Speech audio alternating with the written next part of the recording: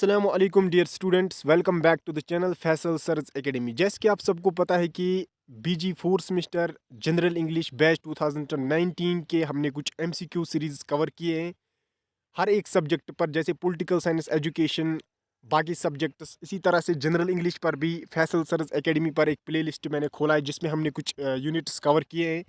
अब जो है कुछ यूनिट्स पेंडिंग है, unit number 4 and third unit का लास्ट चैप्टर, जो कि मैं आपको इसमें बताना चाहूँगा। सबसे पहले आप यहाँ पर सिलेबस पर एक नज़र दे दीजिए।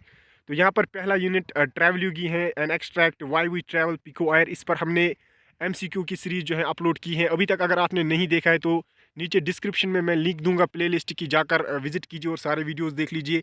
और दूसरा यूनिट यहाँ पर जो है that is prose extract from diary, the diary of Anne Frank.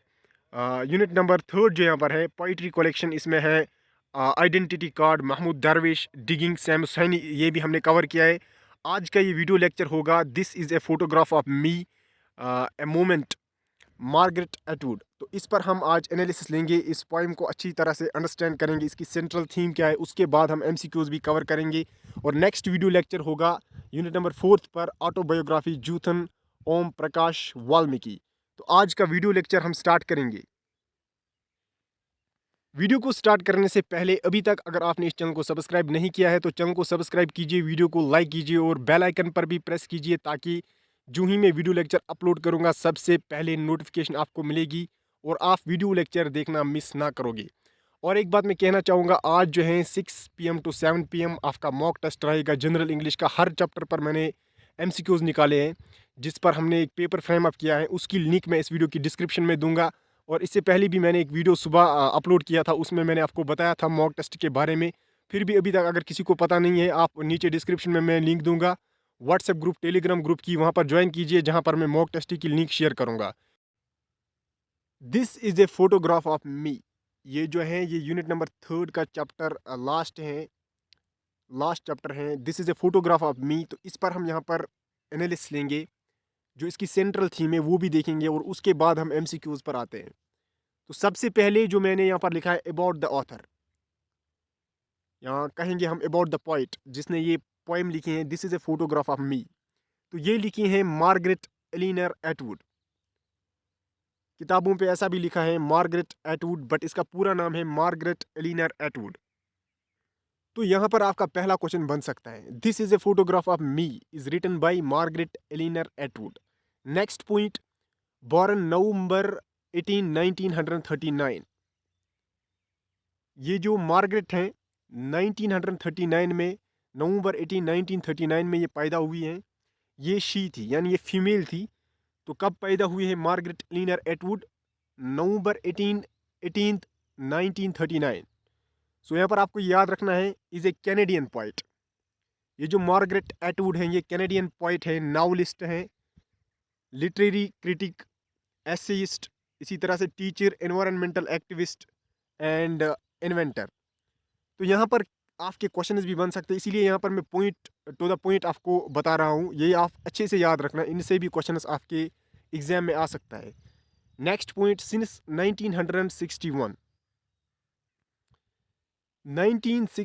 की बात है। She has published 18 books of poetry. How many books Margaret Atwood published since 1961?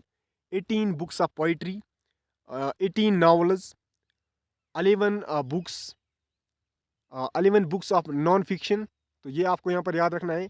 9 collections of short fiction, 8 children's books and 2 graphic novels. मैं यहाँ पर आपको थोड़ा सा ये इरेज करता हूँ ताकि आपको अच्छे से देखने को मिलेगा। यहाँ पर ये अच्छे अच्छे पॉइंट्स है, जो मेन पॉइंट्स है जिससे आपके क्वेश्चंस बन सकते हैं, वही मैंने मेंशन किए हैं, आप अच्छे से याद रखना। तो नेक्स्ट यहाँ पर मैं कहूँगा आपको, and a number of small press editions of both poetry and fictions. Last point जो यहाँ पर लिखा है मैंने about the poet, Atwood has won numerous awards. बहुत सारे अवार्ड्स से मिले हैं, जैसे बुकर प्राइज़ मिला है, इसी तरह से है आर्थर सी प्राइज़ मिला है, क्लर्क अवार्ड मिला है, इसी तरह से गवर्नर जनरल्स अवार्ड इसको मिला है, फ्रेंड्स कफ़का अवार्ड मिला है, कफ़का प्राइज़ जो यहाँ पर स्क्रीन पे आप देख सकते हो, प्रिंसेस ऑफ एस्ट्रियाज अवार्ड, और भी बहुत सारे अवार्ड्स इसे मिले हैं। तो ये आप यहाँ पर याद रखिए, इनसे आपका क्वेश्चन बन सकता है। और भी कुछ फेमस वर्क्स हैं जो मार्गरेट एटवुड ने लिखे हैं। तो यहाँ पर आप देख सकते हो, सर फेसिंग 1972 में लिखा है। इसी तरह से द हैंडमेड्स टेल, कैट्स आई, यहाँ पर डेट भी साथ में मैंने लिखा है। एलिस ग्रेस ये भी लिखा है। द ब्लाइंड असेसियन 2000 में लिखी है। तो ऑरिक्स एंड क्रेक 2003। द टेस्टामेंट्स 2019 में। सो डियर स्टूडेंट्स, ये कुछ इंपॉर्टेंट की पॉइंट्स थे अबाउट द पोइट। इनमें से आपके क्वेश्चंस बन सकते हैं। अब हम देखेंगे central theme of the poem this is a photograph of मी।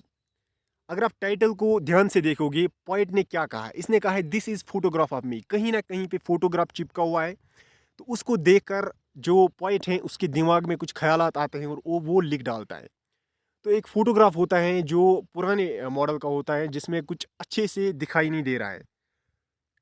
उस फोटो के अंदर एक दरख्त का शाख होता है और उसके पीछे एक नदी बहती है, और उस नदी के नीचे और उस नदी के अंदर एक लाश होती है।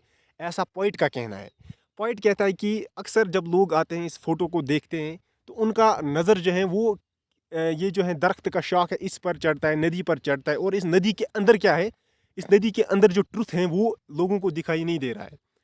तो यहाँ पर मैंने लिखा है this poem was published in her poetry collection the Circle game. यहाँ पर आपका एक इंपॉर्टेंट क्वेश्चन बन सकता है, this is a photograph of मी जो है ये किस पोइट्री कलेक्शन से ली गई हैं? द सर्कल गेम, जो कि जो ये इसकी पहली पोएम है इन 1964।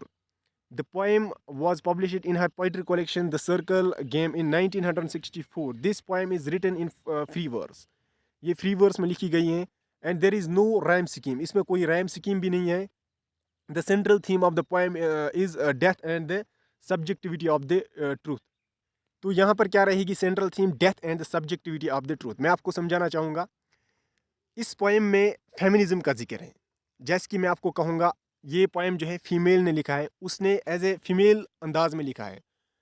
पोइट का कहना है कि अक्सर अगर हम देखेंगे, हम औरतों को नज़रअंदाज करते हैं। जो मर्द होते हैं वो औरतों को नज़रअंदाज करते हैं। जो काम मर्द को करना चाहिए अगर औरत को भी आता है, इसमें हर्ज क्या है? तो उनको ये अच्छा नहीं लगता है। फॉर एग्जांपल अगर मैं कहूँगा आपको, आजकल के दौर में अगर कोई लड़की जो है गाड़ी चलाती है, इन केस वो किसी बड़ी गाड़ी में, किसी पैसेंजर गाड़ी में बैठकर धक्के खाने से बेहतर है ना वो खुद ही अपनी गाड़ी अगर उसके पास है वो उसमें जाकर कहीं ना कहीं सफ़र करें, तो ये बेटर होता है ना। अक्सर ये जेलसनेस जो है मर्दों में होता है, उनको ये मतलब हज़म नहीं होता है। औरतों के भी कुछ राइट्स होते हैं, इन्हें भी राइट्स देने चाहिए। तो ये इस पॉइंट में मतलब पॉइंट जो है अंदाज़ों अपने अंदाज से जो है बयान करता है। अगर मैं आपको कहूँगा, अल्लाह ताला ने जो लड़कियां हैं इनको एक नेमत के तौर पर जो है दुनिया में भेजा है।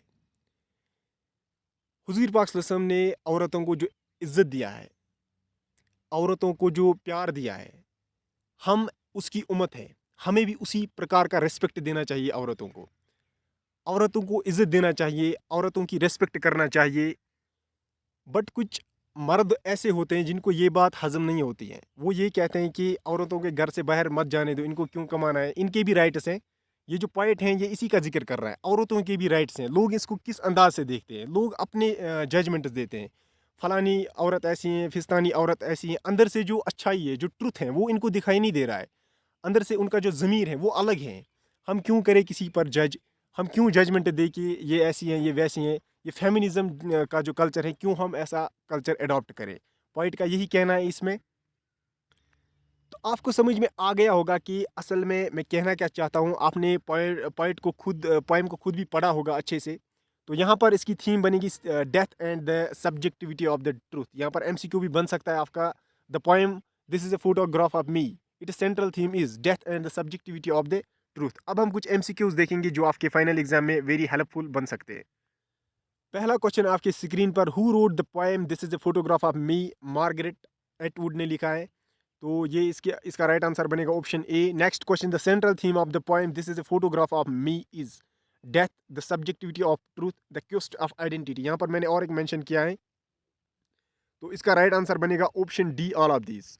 Next question, the poem this is a photograph of me is written in free verse. पहले ही मैंने आपको कहा, ना कि बैलेड वर्स में या ब्लैंक वर्स में। इसका राइट आंसर बनेगा option A, that is free verse. Fourth question आपकी स्क्रीन पर, Margaret Atwood is a dash dash poet. ये जो है कैनेडियन पोइट है। इसी तरह से the poem begins with the dash person speakers the child describing her photograph. First person speakers option C में देखने को मिलेगा। So option C is the right answer for fifth question. Next question, the most important literary device of this is a photograph of me is. इसका right answer बनेगा option ए, इंजैम्पमेंट। इंजैम्पमेंट इसका right answer option A बनेगा। Seventh question, in the poem This is a photograph of me, Atwood uses imagery to deal dash and the things present in it.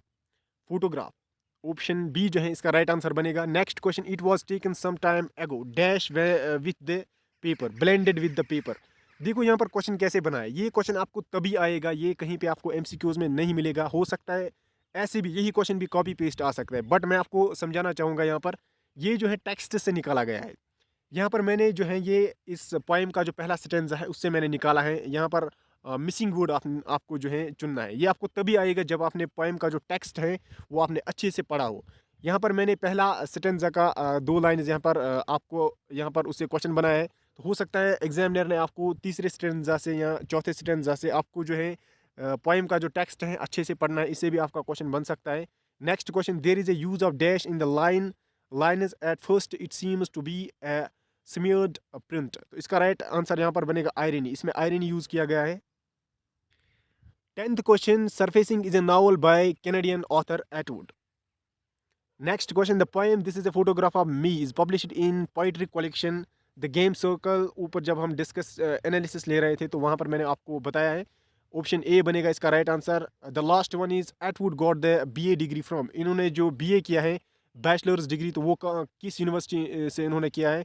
सो यहाँ पर option C बनेगा, यहाँ पर University of Toronto. So option C is the right answer. So guys I hope कि आपको video अच्छा लगा हो। अगर अच्छा लगा हो तो बाकी स्टूडेंट्स के साथ भी शेयर कीजिए ताकि वो भी इस वीडियो लेक्चर का फ़ायदा उठा सके। फिर भी मैं एक बार आपको कहना चाहूँगा, अभी तक अगर आपने व्हाट्सएप ग्रुप या टेलीग्राम ग्रुप ज्वाइन नहीं किया है, नीचे डिस्क्रिप्शन में मैंने लिंक दी हुई है, जाकर ज्वाइन कीजिए। वहाँ से मैं आपको PDF फाइल जो है शेयर करता हूँ। तो मिलते हैं नेक्स्ट वीडियो में, तब तक के लिए बाय एंड टेक केयर।